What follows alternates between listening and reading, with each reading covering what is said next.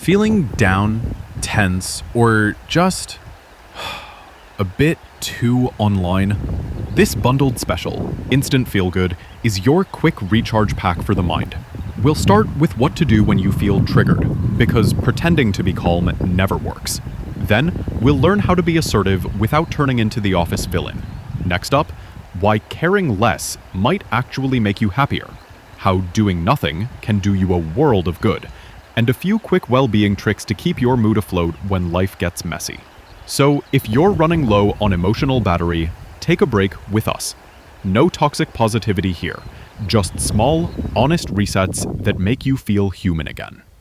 Welcome to School Never Teach. If you clicked on this video, chances are you've been angry, really angry. Maybe you lashed out at someone, said things you regret, broke some things, or even felt your blood boiling over something trivial. Then, when the anger passed, you wondered, why did I let that get to me? The truth is, anger is natural and understandable, but when it controls you, it clouds your thinking, damages relationships, and makes you feel worse. The good news? You can take back control. Here are 8 ways to diffuse anger instantly and think more clearly before it takes over. Number 1, breathe slowly. When you're angry, your body shifts into high alert. Your breathing gets shallow, your muscles tighten, and your mind locks onto the threat. But if you take slow, deep breaths, you interrupt that reaction. You're telling your nervous system, relax. This isn't a crisis. Oxygen helps reset your body and mind. Slowing down your breath buys you time, creating a gap between impulse and action, enough to rethink your response. For example, you're stuck in traffic, running late, and someone cuts into your lane. Instead of honking and cursing, you inhale deeply, exhale slowly, and remind yourself, getting worked up won't change the situation. By the time the light turns green, you're already calmer. The takeaway? Breathe first, react second. Number 2, understand your triggers. Anger distorts everything. It makes you feel attacked, disrespected, or helpless. But are you really under attack? Or are you just reacting based on old wounds? How do you look when you're angry? Tense, aggressive, intimidating? Recognizing your own patterns, whether it's self-hatred, feeling like a victim, or just bad habits, helps you detach from the anger instead of being consumed by it. Your partner criticizes you and suddenly you feel like a failure. But is it really an attack on your worth or just feedback? By stepping back, you gain clarity and respond instead of react. Anger is a mirror. Look at yourself first. Number 3, manage your expectations. Anger often comes from expecting the world to be fair, people to be kind, or everything to go smoothly. Reality? That's not how life works. Adjusting expectations doesn't mean lowering standards. It means accepting that things won't always go your way, and that's okay. A slow driver makes you late. Instead of fuming, remind yourself, people drive at different speeds.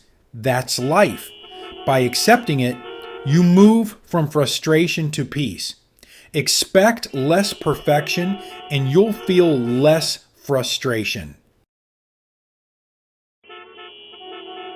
Number 4, empathize.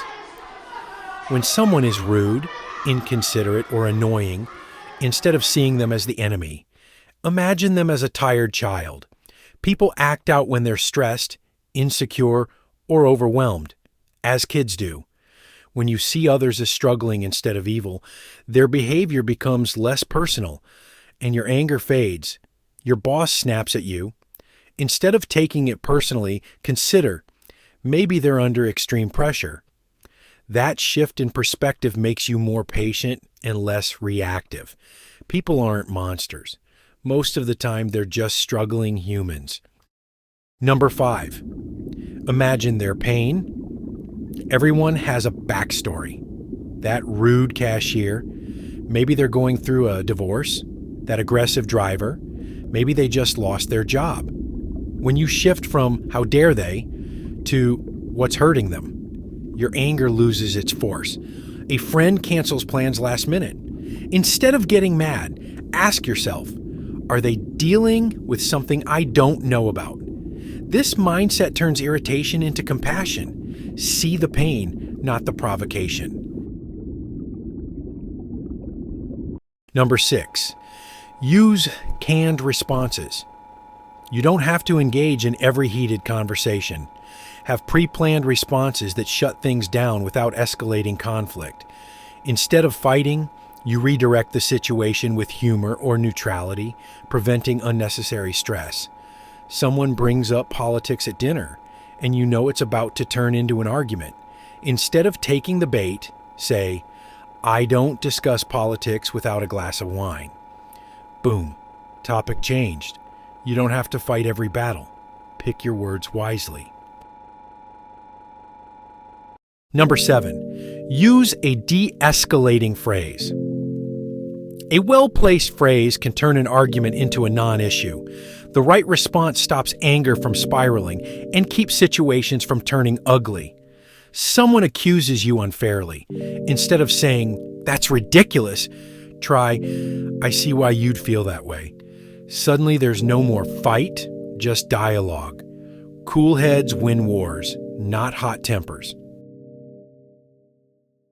Number 8, move from anger to pity. Instead of stewing in rage, feel pity. Not in a condescending way, but in a they must be really struggling way. Pity diffuses your own anger. You stop seeing them as a villain and start seeing them as, well, kind of sad. Someone belittles you. Instead of lashing out, think, wow, they must be insecure to act like that. Suddenly, your anger loses its grip. Pity drains anger. See their struggle, not just their behavior. Anger has its purpose. It can drive change and call out injustice. But unchecked, it escalates conflict and harms your well-being. Don't let it control you. Take a breath. Notice your triggers. Adjust expectations. Choose empathy. Identify their pain point. Use neutral or humorous responses. Choose pity over frustration. Remember, you're in control.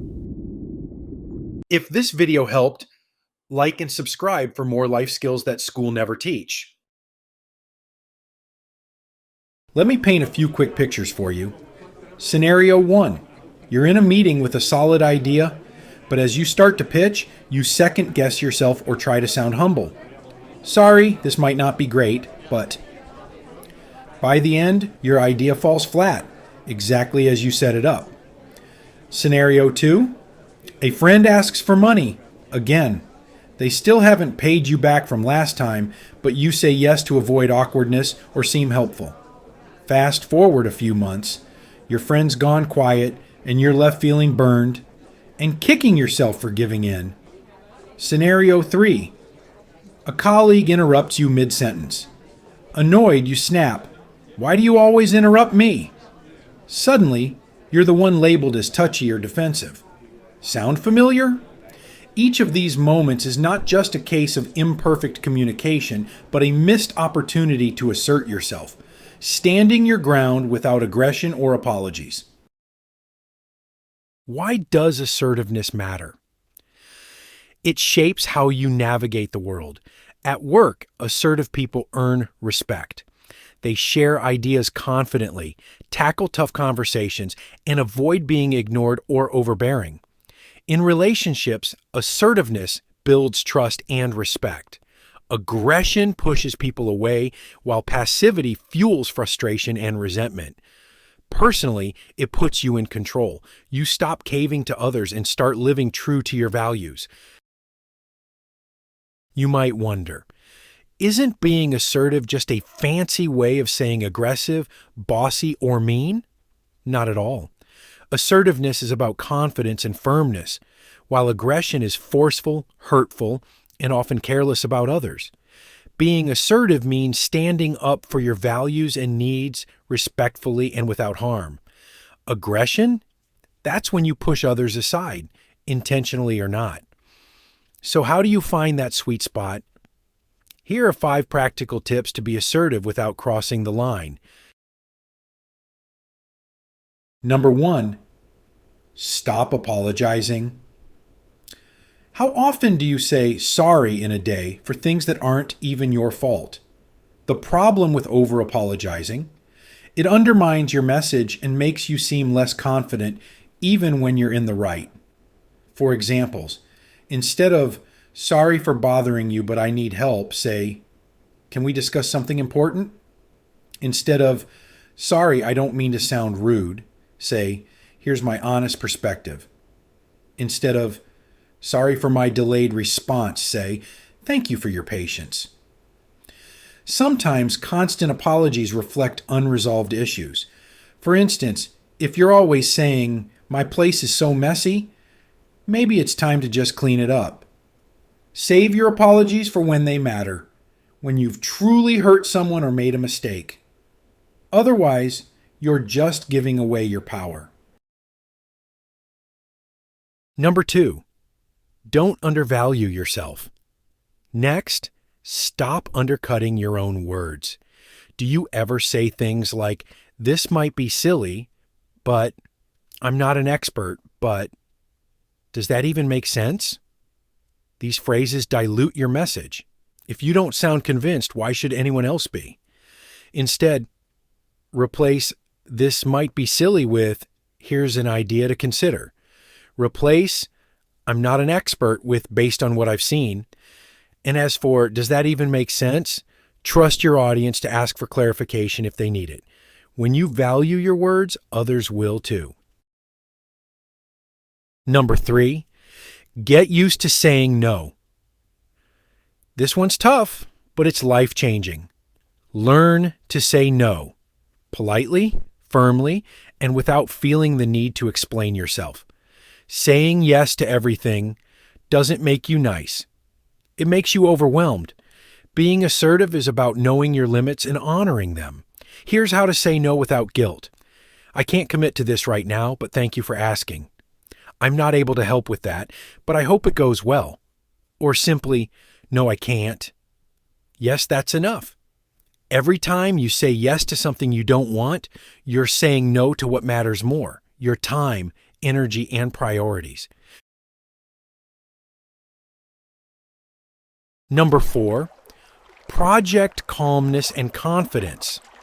Assertiveness isn't just about what you say, it's about how you say it.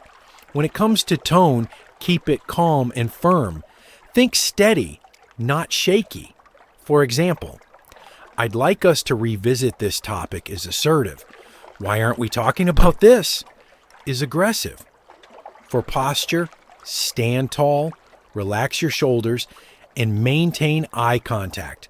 Avoid fidgeting or crossing your arms. Those can make you seem unsure or closed off. Your tone and body language do half the talking for you. Even if you're nervous, project confidence. It'll make all the difference. Number 5, use I statements. Let's talk about language. Aggression assigns blame, while assertiveness takes responsibility for your own feelings and needs. That's where I statements come in. Instead of you never listen, say, I feel unheard when I'm interrupted. Instead of you're so irresponsible, say, I feel frustrated when deadlines are missed. I statements shift the focus from accusation to expression. They open the door to dialogue instead of triggering defensiveness. Assertiveness isn't about being loud, forceful, or pushy. It's about being clear, respectful, and confident.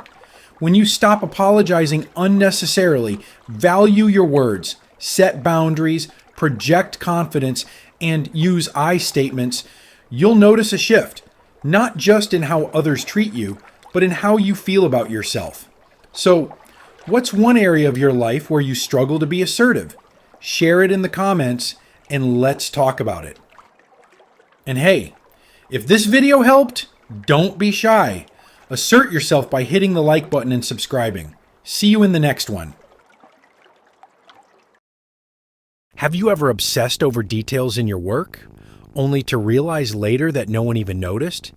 Or tried too hard to convince someone, only to watch them lose interest faster than a toddler in a history lecture? Maybe you've envied a cat's effortless, I don't care attitude while you're overanalyzing a 3-day-old text. Or perhaps you've postponed trying something because of fear of judgment from others. The harder you push, the more resistance you create. The more you care about others' opinions, the more stuck you become. The truth is, sometimes the best way forward is to care less. Not about everything, but about what drains you more than it serves you. Here's why. Number 1, most things don't matter. That email you stressed over for 2 hours, that argument about who left the lights on, in the grand scheme of things, they're dust in the wind. Most of what we agonize over today will be irrelevant in a week, let alone a decade. The takeaway? Ask yourself, will this matter when I'm on my deathbed? If not, let it go. Number 2, ignore unworthy opinions.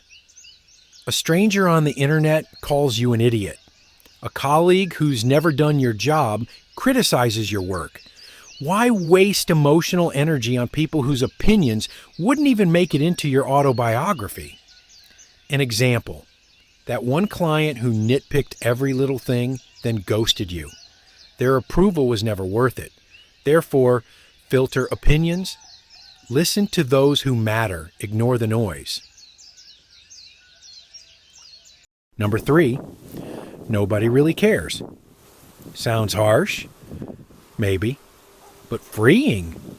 Most people are too busy worrying about themselves to remember that embarrassing thing you did 5 years ago. Your mistakes, forgotten, your failures. Background noise, for instance.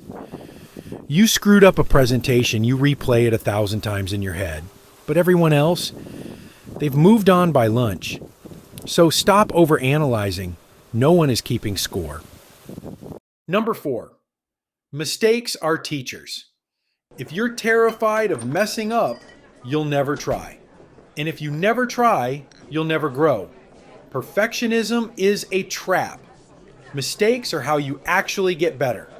For example, the first time you tried negotiating a salary, you undersold yourself. But next time, you'll ask for what you're worth. The takeaway: mess up early, learn fast, move on. Number 5, let go of the uncontrollable. Traffic, the weather, your boss's mood, other people's opinions. You can't control them, so why waste energy on them? Focus on what's in your pocket, not on what's out of them. You stress about a job interview, but the company already has an internal hire in mind. Nothing you did could have changed the outcome. In other words, control what's yours, let the rest be. Number 6, success comes from caring less. Some of the best things in life, success, love, creative breakthroughs, happen when you stop obsessing. When you relax, you become more attractive, more creative, more confident. An example, ever notice how job offers come when you're not desperate? Or how people gravitate toward you when you're not trying too hard? The takeaway? Stop clutching, loosen your grip, and let life come to you. Number 7, trying matters. Regret stings more than failure. It's better to try and fail than to live with what if. Holding back because you care too much about looking stupid is a guaranteed way to stay stuck. That business idea you shelved because you feared judgment, someone else just made millions with it. If it excites you, try it. Fear of embarrassment is a terrible reason to do nothing. Number 8, you can't win them all. No matter how good you are, you'll lose some deals, arguments, friendships, and competitions. and that's okay. Winning everything would make life boring, and trying to do so will only drain you. For example, maybe you wanted that promotion, but your coworker got it. Maybe that's life redirecting you towards something better. In short, lose gracefully. Move on quickly. Life has plenty of rounds left to play. Number 9, you can't change others. You can inspire, suggest, or lead by example, but forcing change, forget it. People change only when they decide to. You keep trying to fix a friend's bad habits, but until they want to change, nothing will stick. Change yourself and let others follow or not. Number 10, save energy for what counts. Your time, your energy, your focus, these are finite. Spending them on every little thing means you'll have nothing left for the big things. For example, spending hours debating online when you could be building your side hustle? Bad trade. Therefore, pick your battles. Save energy for things that actually serve you. The key isn't to stop caring, it's to care selectively. Focus on what truly impacts your growth, happiness, and peace of mind. Most things don't matter. Ignore unworthy opinions. Nobody really cares. Mistakes teach you. Let go of the uncontrollable. Success comes from caring less. Trying matters more than preventing failure. You can't win them all. You can't change others. Save energy for what counts. So next time you're stressing, ask yourself, will this matter in a year? Am I overvaluing someone's opinion? Is this worth my energy? If not, you know the drill. Care less. If this video helped, like and subscribe for more life skills that school never teach. Ever scheduled me time and somehow ended up replying to emails, folding laundry, and color coding your spice rack? Yeah, that's not doing nothing. That's unpaid overtime. Doing nothing is hard. Ironically, it takes effort. Let's fix that.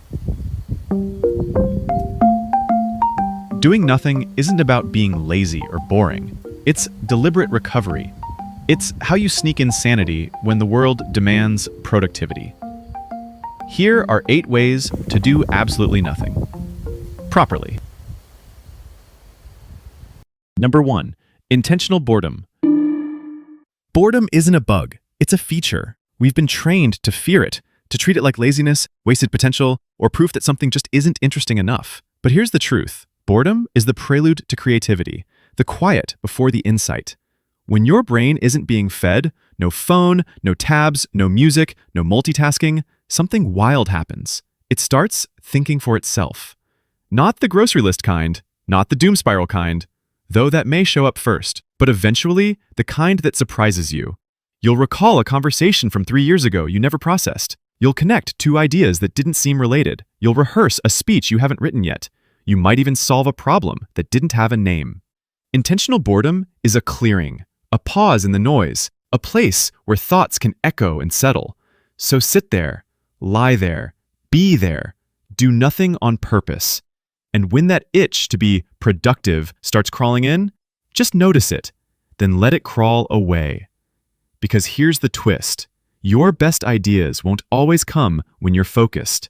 They'll sneak in when you're doing nothing and not feeling guilty about it.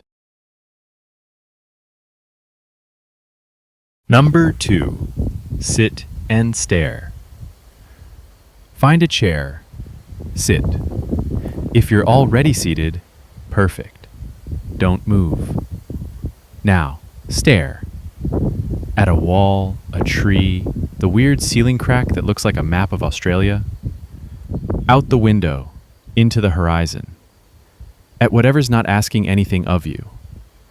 No scrolling, no music, no trying to optimize the moment. Just be here. You're not wasting time. You're reclaiming it.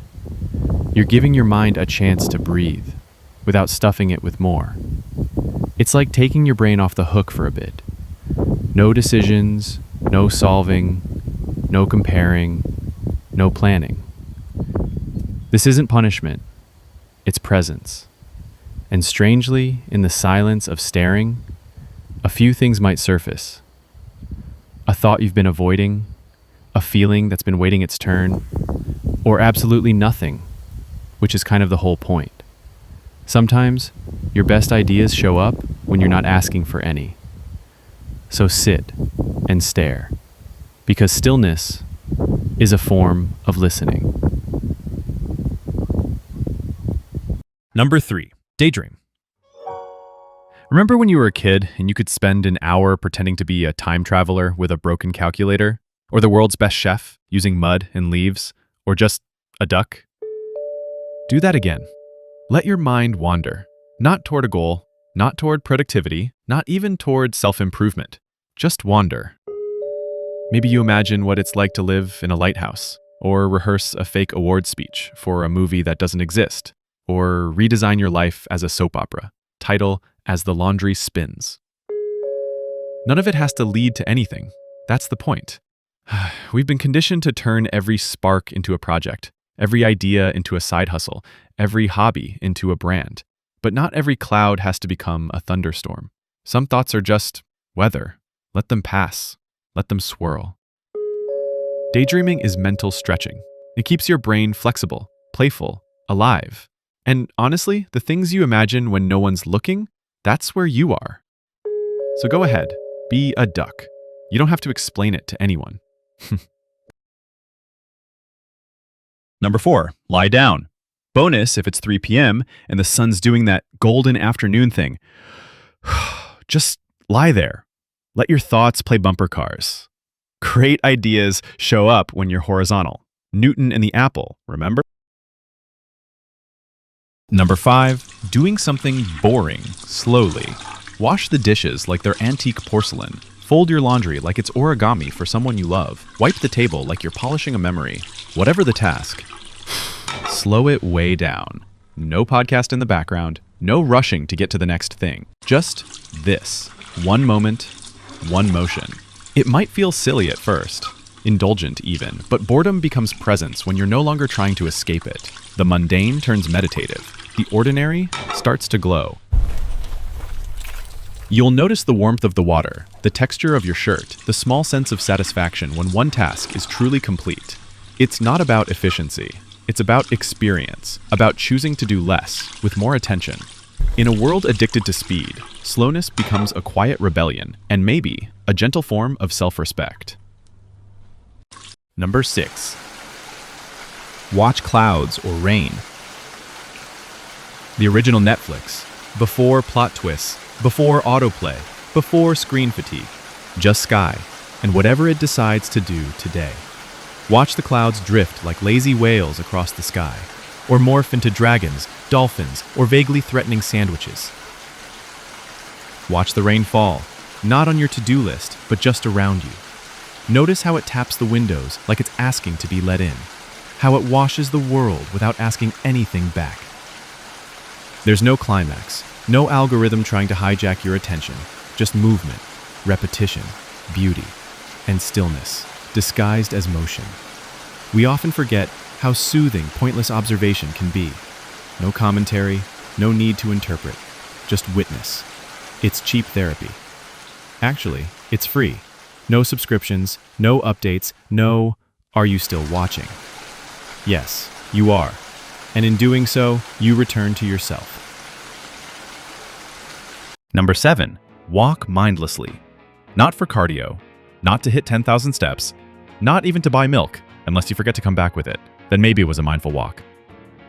Just walk, with no destination. Pick a direction and go, or take the long way home, one street over from your usual. You might notice how one house has 5 wind chimes, none in tune. Realize all your neighbors own the exact same potted plant. Smell something cooking and suddenly feel 8 years old and homesick for a meal you forgot. That's the point. You're not collecting sights, you're letting your brain unclench. Walking without purpose gives your inner monologue a break from performing. Let your feet lead. Let your mind lag behind. And when a thought shows up, good, weird, or wildly useless, just let it pass. Like a cyclist ringing their bell behind you. Bad at meditating? Try walking badly. Same piece, more scenery. Number 8, don't force it. Not all doing nothing is a good form of nothing. Sometimes what you really need is not stillness, but a release. Like when you're tossing and turning at 1 a.m., determined to sleep, even though your mind is doing a TED Talk on every mistake since 2013. That's bad nothing. Trying to meditate when your chest feels tight, sitting still when you're actually spiraling, that's not peace, it's pressure dressed up as mindfulness. Instead, get up. Walk around your home slowly. Scribble nonsense in a notebook. Do a few stretches. Watch the rain fall outside, or trace patterns in the ceiling. Let your nervous system discharge. Let your thoughts run a few laps until they tire out on their own. Then, maybe, you'll find your way into real rest. Not forced, just allowed. Doing nothing is powerful, but only when it's kind. Doing nothing is an art, not a waste of time, a reset. So next time you find yourself cramming rest between 2 Zoom calls, pause. Really pause. Choose one of these. Try it for 5 minutes. Let your brain breathe. What's your favorite way to do absolutely nothing? Or what's one nothing activity that secretly resets your soul? Drop it in the comments. Your nervous system will thank you. And if you're still here, do nothing. Right now. For 5 minutes. Yes, even if the algorithm wants you to click next.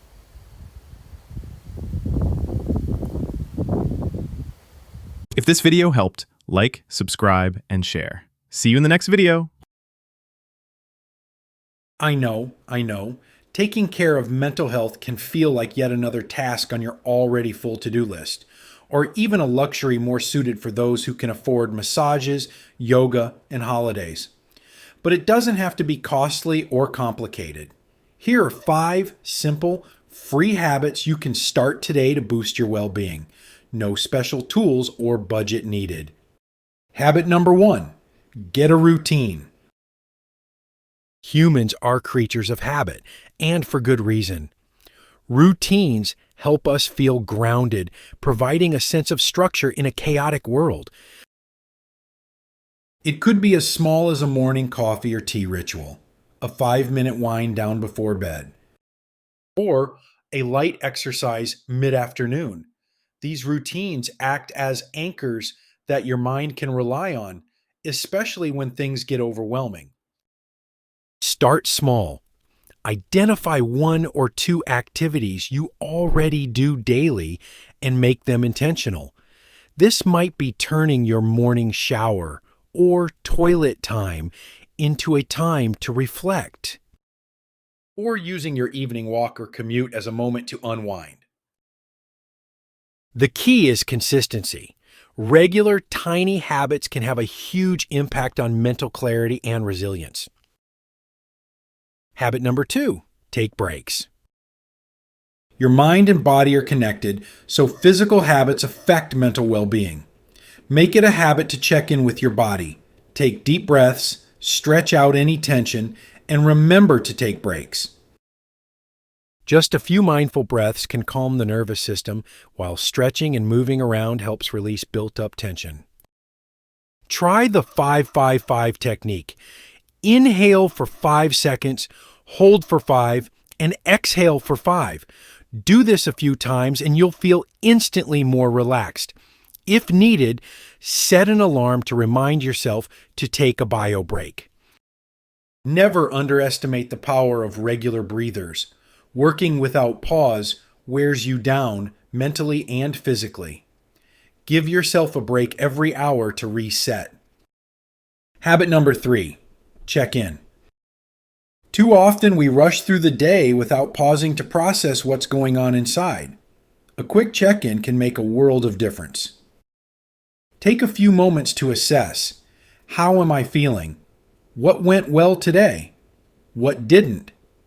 Recognizing your emotions and reflecting on your day can help you understand patterns, reduce stress, and adjust as needed. This habit can take many forms: journaling, voice memos, or a mental scan during a quiet moment. It might even be a dinner chat with a friend or family member. Think of checking in as a way to declutter your mind. Regular self-reflection can lead to greater self-awareness and help you catch stressors early before they spiral. Habit number 4, connect.